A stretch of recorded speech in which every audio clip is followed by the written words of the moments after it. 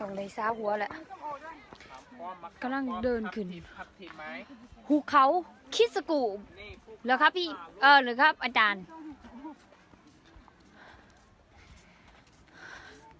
เนี่ยให้เบิ่งขอทานเมื่อยขนาดได้นี่ยางขึ้นมานี่ปวด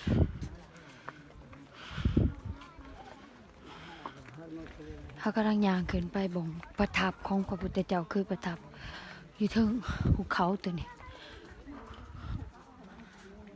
แต่อีกตัวนี้ถูกอลีเขาถูกอลีเขาว่าเขาถูกแหละเขาไม่ได้ครึ่งหนึ่งของเขาดอก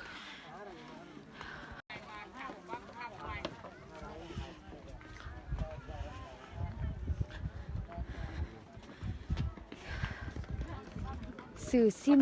เน็ตไป400 บาทลินไลฟ์สดบ่ได้